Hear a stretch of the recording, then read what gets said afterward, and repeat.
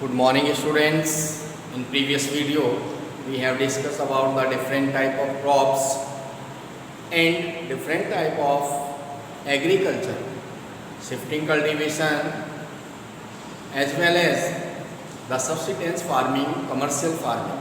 In this video we will study about the agricultural development. What is agricultural development? Agriculture का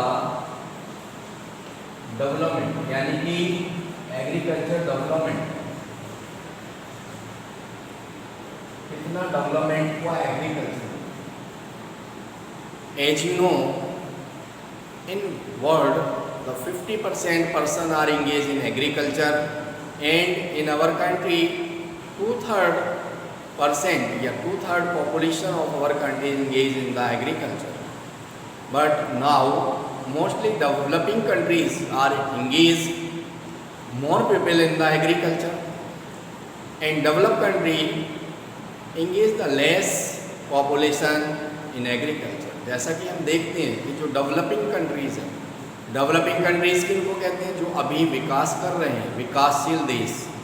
और develop country जो विकास कर चुके हैं, जो डेवलप हो चुके हैं, लाइक USA, जर्मनी, फ्रांस, बहुत सारे, जापान ऑल्सो डेवलप कंट्री. ठीक है, India is also developing country. India जो है अभी डेवलपिंग कंट्री है. अभी हमारा कंट्री कैसा कंट्री है? Developing country. अभी हम डेवलप कर रहे हैं. ठीक है, अभी कर चुके नहीं हैं, विकासशील हैं. ठीक है, अंडरस्टूड. तो डेवलप कंट्रीज जो डेवलप कर चुके हैं और डेवलपिंग जो विकास कर रहे हैं. डेवलपिंग कंट्रीज़ में ये देखा गया है कि वहाँ पर ज़्यादा परसेंटेज पॉपुलेशन, ज़्यादा लोग एग्रीकल्चर में डिपेंड है. जैसे कि हम अपनी कंट्री में देखते हैं और वहाँ के फार्मर ट्रेडिशनल मेथड से ही फार्मिंग करते हैं. ठीक है, आगे हम ये भी इस वीडियो में देखेंगे कि इंडिया में और USA में किस तरह से फार्म सिस्टम है, किस तरह से वहाँ पर फार्मिंग की जाती है, क्या क्या वहाँ USA में क्या क्या टेक्निक है फार्मिंग करने की, एग्रीकल्चर करने की, हमारे कंट्री में किस तरह से एग्रीकल्चर होती है. Now we are discussing about the agriculture development. अगर आप देखें in previous class, in class 6 you have studied already about the development of agriculture. कहाँ से स्टार्ट हुआ एग्रीकल्चर का डेवलपमेंट? स्टार्टिंग में अगर आप देखेंगे जो अर्ली मैन था तो उसने किस तरह से, क्योंकि अर्ली मैन इधर उधर मूव करता था, फॉरेस्ट में गैदरिंग करता था. ठीक है, उसको कोई नॉलेज नहीं थी. लेकिन एग्रीकल्चर का डेवलपमेंट अगर हम देखें तो वो न्यूलिथिक एज में स्टार्ट हुआ. न्यूलिथिक एज क्या था? न्यूलिथिक एज आपने पढ़े 6th क्लास में. ठीक है, prehistoric age, neolithic age, stone age. ठीक है, न्यूलिथिक एज यानी इस एज से मनुष्य ने दो इम्पोर्टेंट इन्वेंशन किए. एक एग्रीकल्चर का डेवलपमेंट स्टार्ट, एग्रीकल्चर करना सीखा उसने. ठीक है, किस तरह से? जब वो कोई फ्रूट्स खाता था और उसके जो सीड्स होते थे उनको वो इधर उधर फेंक देता था. कुछ समय के बाद जब वो वॉच करता था, ध्यान से उनको देखता था, तो उसमें नए प्लांट आ जाते थे. तब उसके माइंड में आइडिया आया कि अगर मैं ये सारे सीड एक प्लेस पर, एक जगह बिखेर दूँ तो मुझे इधर उधर घूमना नहीं पड़ेगा, क्योंकि वो इधर उधर मूव करता था in the search of food and water as well as in the hunting की, फूड की सर्च में वो इधर उधर मूव करता रहता था. ठीक है, तो तभी से उसके माइंड में ये आइडिया आया कि अगर मैं सारे सीड एक प्लेस पर स्कैटर कर दूँ, बिखेर दूँ, तो मुझे सारी चीज़ें एक जगह आसानी से मिल जाएंगी. क्लियर? तो वहीं से उसने एग्रीकल्चर करना सीखा और उसने अपना एक फील्ड बनाया. आसपास के जो ट्रीज थे उनको कट करके वहाँ पर मिट्टी को, जो वहाँ की सॉइल थी, उसको टिल किया सिंपल टूल से, क्योंकि वुड के टूल होते थे पहले. स्टोन से उसने टूल बनाया स्टोन एज में. ठीक है, स्टोन एज था, पत्थर का युग था, तो पत्थर के उसने अपने औजार बनाए. उन्हीं से वो क्या करता था कि उसको सॉइल को डग करता था, खोदता था, उसमें सीड बिखेर देता था. ठीक है, और उसने वॉच किया तो उसमें प्लांट आ जाते थे. और फिर उसने धीरे धीरे इसी तरह से वहाँ पर अपनी एक हट बनाई और फिर उसकी इरिगेशन करता था. मोस्टली ये वर्क कहाँ पर करता था? वो रिवर के किनारे पर, क्योंकि रिवर से उसे आसानी से वाटर मिल जाता था और उससे वो उनको इरिगेट करता था अपने फील्ड को, उसकी सुरक्षा के लिए, जिससे कि उसके खेतों को, उसकी फसलों को कोई नुकसान ना हो, क्योंकि वाइल्ड एनिमल्स होते थे वो उनको खा जाते थे। तो उसने डॉग को पालना स्टार्ट किया और इससे धीरे धीरे उसने इस तरह से क्रॉप्स उगाना सीख लिया। तो वहीं से एग्रीकल्चर का डेवलपमेंट हुआ। बाद में धीरे धीरे फिर इसमें पहले स्टोन के टूल्स बनते थे, फिर आयरन से टूल्स बनने लगे और इम्प्लीमेंट होता गया। धीरे धीरे इसमें इम्प्रूवमेंट हुआ। ठीक है, क्रॉप्स, एक क्रॉप से ज़्यादा क्रॉप्स उगने लगी, अंडरस्टूड। ठीक है, और फिर धीरे धीरे इम्प्रूवमेंट करने के बाद उसने फर्टिलाइज़र का यूज करना सीखा, इरिगेशन का यूज करना सीखा। अब आप देखते हैं कि एग्रीकल्चर में कितना डेवलपमेंट हो चुका है। न्यूलिथिक एज से और मॉडर्न एज तक एग्रीकल्चर में अगर हम देखें तो बहुत ज़्यादा डेवलपमेंट हो चुका है। अब modern farming methods HYV seed का यूज हम करते हैं। HYV सीड क्या होते हैं? High yielding variety seeds.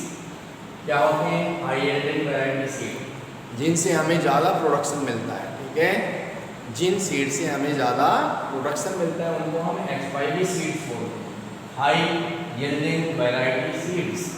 ये पहले नहीं था। 1965 के दशक में हमारे कंट्री में ग्रीन रिवॉल्यूशन आया।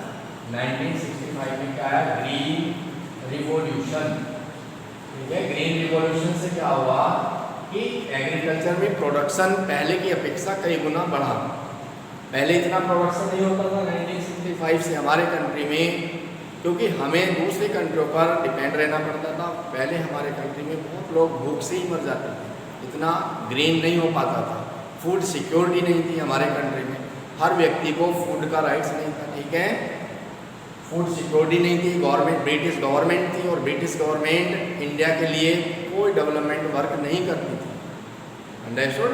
पहले अगर भूखमरी आ जाती थी तो गांव के गांव बहुत लोग भूख से मर जाते थे, क्योंकि पहले इतने साधन नहीं थे, इरिगेशन की फैसिलिटी नहीं थी, फर्टिलाइजर्स नहीं थे और HYV सीड नहीं थे। जो हाई यील्डिंग वैरायटी सीड थे वो ग्रीन रिवॉल्यूशन के बाद में है। डॉक्टर स्वामीनाथन जो एक वैज्ञानिक थे, डॉक्टर स्वामीनाथन, ठीक है, डॉक्टर स्वामीनाथन जो थे उन्होंने ग्रीन रिवॉल्यूशन को इंट्रोड्यूस किया था इंडिया में। ठीक है, 1965 में। और इसमें क्या होता है? हाई यील्डिंग वैरायटी सीड का यूज होता है, अंडरस्टूड। और इरिगेशन फैसिलिटी, फर्टिलाइजर का यूज होता है, इंसेक्टिसाइड, पेस्टिसाइड्स, इन सब का यूज करके हम एग्रीकल्चर में प्रोडक्शन को इंक्रीज करते हैं, अंडरस्टूड।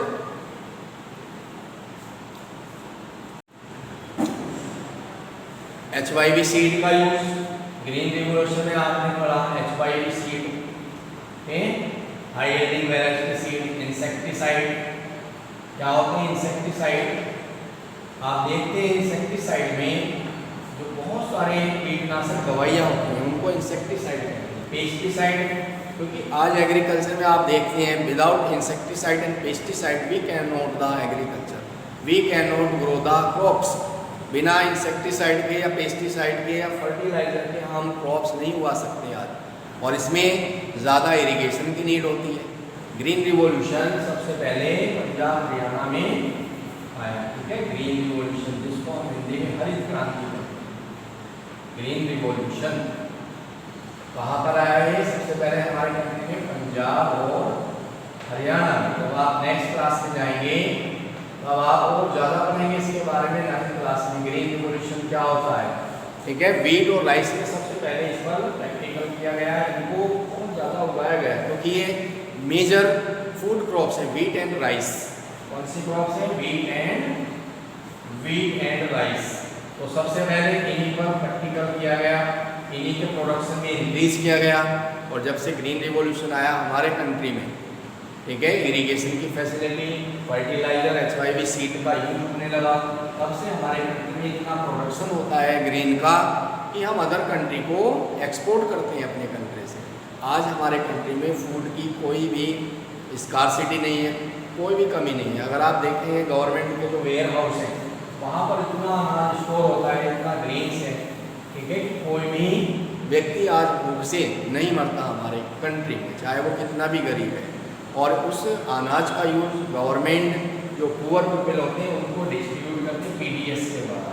पीडीएस मतलब राशन के द्वारा, ठीक है, पब्लिक डिस्ट्रीब्यूशन सिस्टम है। तो गवर्नमेंट का राशन शॉप होती है, उनके द्वारा जो गरीब लोग होते हैं जो बीपीएल में आते हैं, बीपीएल मतलब बिलो पॉवर्टी लाइन, और एपीएल जो अबव पॉवर्टी लाइन है, गरीबी रेखा से नीचे जो गरीब हैं उनको गवर्नमेंट इस अनाज को प्रोवाइड कराती है राशन शॉप के द्वारा, ठीक है। तो ये इतना एग्रीकल्चर में हमने अब डेवलपमेंट किया है। Understood? Now we will explain the farm system in our country and a farm system in USA, a farm in India। अगर इंडिया में आप देखेंगे किस तरह से खेती होती है, ठीक है, इंडिया में अगर हम देखें और क्या डिफरेंट है और यूएसए में किस तरह से। पहले हम इंडिया के बारे में पढ़ते हैं, ठीक है, कि इंडिया में किस तरह से फार्म सिस्टम है। अगर आप इंडिया में देखेंगे हमारे कंट्री में, तो हमारे कंट्री में जो मोस्टली फार्मर है उसके पास 1.5 हेक्टेयर ज़मीन होती है, ठीक है, इससे ज़्यादा नहीं होती है। एग्जाम्पल दिया है, छोटे छोटे किसान होते हैं, क्योंकि आप देख रहे हैं हमारे कंट्री में अब क्या है, जॉइंट फैमिली तो रही नहीं है, ठीक है, सिंगुलर फैमिली है, बंटवारा होता जा रहा है फैमिली का, तो लैंड भी डिस्ट्रीब्यूशन हो रही है, डिवाइडेशन हो रहा है, छोटे छोटे जो टुकड़ों में ज़मीनें बटी हुई हैं। अंडरस्टूड? बड़े फार्म नहीं है जैसे कि यूएसए में है, हमारे कंट्री में स्मॉल फार्मर है मोस्टली, ठीक है। तो इसी बुक में आप देखेंगे जब पढ़ेंगे तो एक एग्जाम्पल दिया है, एक फार्मर होता है, ठीक है, मुन्नालाल, जिसके पास 1.5 हेक्टेयर लैंड है और वो किस तरह से एग्रीकल्चर करता है उसमें, ठीक है, मोस्टली क्या करता है कि वो रेंट पर ट्रैक्टर लेता है, रेंट पर ही वो इरिगेशन फैसिलिटी करता है, ठीक है। ट्यूबवेल्स की उसके पास फैसिलिटी नहीं है, यानी कि वो रेंट पर लेता है, ठीक है। अगर उसको इरिगेशन करनी होती है अपने फील्ड की तो वो रेंट पर ट्यूबवेल्स लेता है, रेंट पर ही वो ट्रैक्टर लेता है, उसको अपने खेतों की जुताई करनी होती है, ठीक है। सीड्स जो है उसके पास कोई बेस्ट क्वालिटी के HYB सीड नहीं है, उनका यूज नहीं करता। वो जो पुराने ओल्ड सीड होते हैं उसके पास, आपने देखा है कि कुछ फार्मर हमारे कंट्री में जो अनाज वो खाने में यूज करते हैं उसी को वो बोते भी हैं, उसी को वो सीड के रूप में यूज करते हैं, ठीक है, नेक्स्ट ईयर की क्रॉप्स उगाने के लिए। तो ऐसे ही मुन्नालाल है, कोई उसके पास मॉडर्न फार्मिंग मेथड का वो यूज नहीं करता, ठीक है, क्योंकि उसके पास ज़मीन कम है। अंडरस्टूड? तो ये फार्म सिस्टम है हमारे कंट्री में, यहाँ पर इतनी फैसिलिटी नहीं है, कोई बैंकिंग फैसिलिटी नहीं है। अगर उसको एडवाइस लेनी है तो अपने फ्रेंड से लेता है, किससे लेता है, वो अपने फ्रेंड से। यानी कि हमारे कंट्री में अभी इतना डेवलपमेंट नहीं हुआ, धीरे धीरे डेवलपमेंट हुआ एग्रीकल्चर में, ठीक है।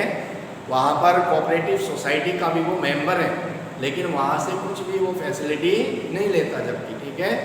और साथ ही साथ वो कुछ एनिमल्स भी पालता है, जिसमें 2 बफेलो, कुछ हैंस को पालता है, जिससे कि उसकी इनकम और बढ़ जाए मुन्नालाल की। तो इस तरह से वो अपना एग्रीकल्चर करता है, अपनी फैमिली का पालन करता है, ठीक है। यूएसए में अगर हम देखें कि किस तरह से फार्म सिस्टम है, यूएसए के फार्मर किस तरह से फार्मिंग करते हैं, USA United state of America, वहाँ पर क्या है, मोर देन 300 हेक्टेयर्स जमीन होती है फार्मर के पास, यानी कि कहाँ 1.5 और कहाँ 300 या 200 हेक्टेयर।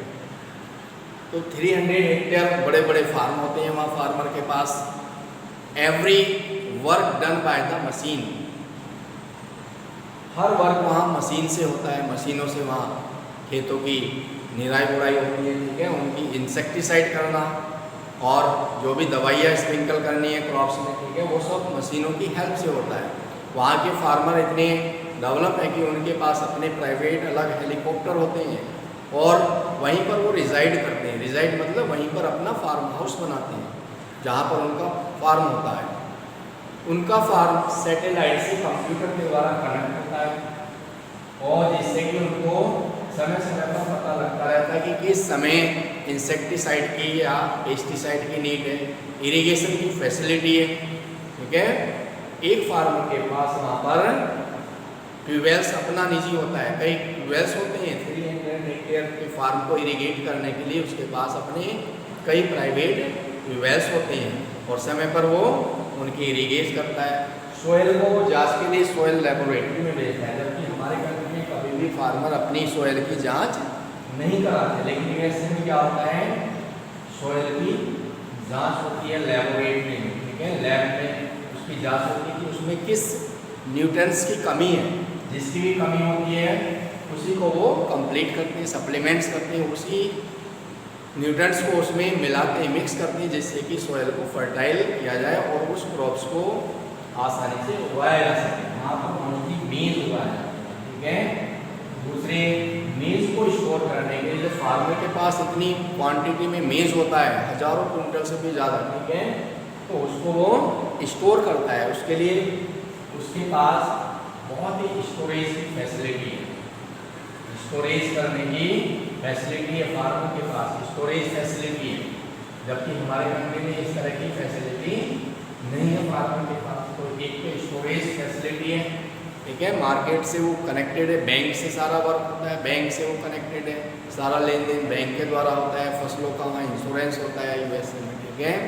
तो इसलिए वहाँ फार्मर बड़े फार्मर हैं, पॉपुलेशन वहाँ पर कम है। हमारे कंट्री में और यूएसए के फार्मर में बहुत डिफरेंस है।